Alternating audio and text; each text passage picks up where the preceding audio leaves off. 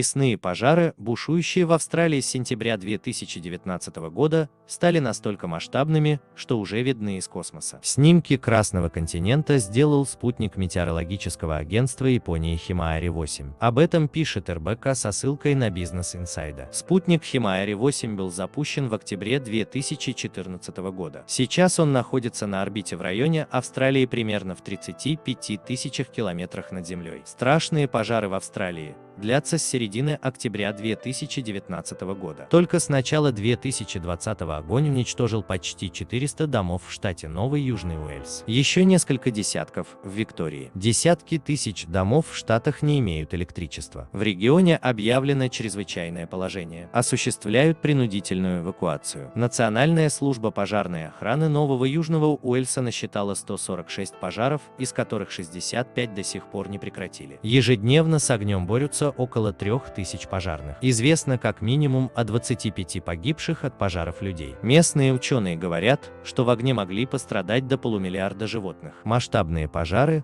площадь которых уже превысила площадь средней страны Европы, уничтожают Австралию более 2 месяцев. Жаркая сухая погода мешала спасателям бороться со стихией. В воскресенье вечером, 5 января, люди начали публиковать фото и видео с сообщением: в Австралии дождь. Пользователи интернета Австралии пишут, что дождь не везде и не такой мощный, как хотелось бы. Но то, что он есть, уже вселяет надежду, что масштабные пожары можно будет преодолеть. Начало января 2020 год. Канберра практически опустела. Из-за смога закрыты школы, министерства, магазины и музеи. Содержание вредных веществ в воздухе почти в 10 раз превысило предельно допустимый уровень. Число жертв растет. Стихия также нанесла огромный урон природе, по некоторым данным. Из-за пожаров погибли более трети всех животных на северо-восточном побережье. Зверей спасают силами и пожарных, и местных жителей. Доброволец из пожарной дружины опубликовал кадры, как он выносит из опасной зоны детеныша кенгуру. Добавим, что сейчас на территории штата зарегистрированы 136 лесных пожаров, 69 из которых остаются нелокализованными. В общей сложности с огнем борются свыше 2500 сотрудников экстренных служб и сотни единиц спецтехники. Сейчас в штате действует полный запрет на разведение огня и посещение леса. Ранее, 2 января, стало известно, что аварийные службы штата Виктория в Австралии начали масштабную эвакуацию граждан в связи с лесными пожарами.